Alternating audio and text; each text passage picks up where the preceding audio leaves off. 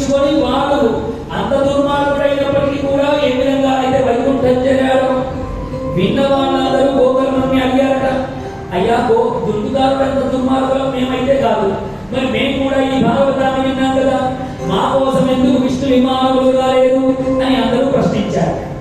ప్రశ్నించగానే అప్పుడు అక్కడ ఉన్నటువంటి విష్ణుదూతలు చెప్పారు.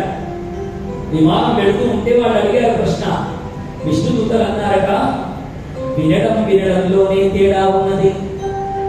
యా దేవి సర్వభూతేషు నిద్రారూపేణ సంస్థితా. సమయము 7:30 అయిపోతుంది. సీరియల్ టైం అయిపోయింది. ఒక దిక్కు ఆకలేస్తోంది, ఇంకెంతసేపు భాగవతం అన్న ఆలోచనతో విన్న వాళ్ళు ఉంటారు.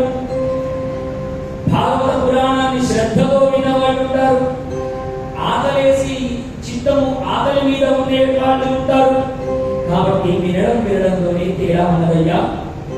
గోకర్ణుడు చెప్పినటువంటి భాగవతాన్ని దుర్గారుడు పూర్తి నిరాహార దీక్ష చేత భోజనము చేయకుండా వారు రోజు విన్నారు. అంతేకాదు ఇవాళ విన్నటువంటి దాన్ని మళ్ళీ తెల్లవారే వరకు విన్నదంతా గుర్తు చేసుకొని దాని గురించి స్మరించాడు. అంటే నామ సంకీర్తన విడిచిపెట్టలేదు. ఇదిగో ఇలా విడవకుండా మరవకుండా మననం చేస్తూ ఎవరైతే భాగవతం వింటాడో వాళ్ళందరికీ విష్ణు విమానములు తథ్యము అన్నారు. అనగానే అక్కడ ఉన్న వాళ్ళందరూ అన్నారట, గోకర్ణ ఈ విషయం మాకు తెలియదయ్యా, ఇప్పుడు మళ్ళీ పీఠం పెట్టు, మళ్ళీ భాగవతం చెప్పు అన్నారు. మీరందరూ అడిగారు సుమా, భగవంతుడు శక్తి ఇస్తే చెప్పడానికి నాకు ఇబ్బంది లేదు, మనకు వినడానికి ఇబ్బంది లేదు. వారి నామ సంకీర్తన ఎన్ని రోజులు చెప్పుకుంటే అవుతుందండి? 7 రోజులలో అసలు భాగవతం చెప్పుకోగలమా? 700 రోజులైనా చెప్పుకోలేము. ఈ 7 రోజులైనా ఈ మాత్రమైనా నామ సంకీర్తన జరుగుతుందని మనం అందరం కూర్చున్నాం.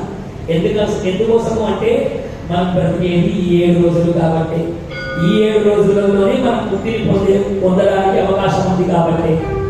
ఇప్పుడు అందరూ అన్నారట, మేము కూడా ఉపవాసంలో వింటామయ్యా అనగానే గోకర్ణుడు మళ్ళీ పీఠములు ఏర్పాటు చేశాడు.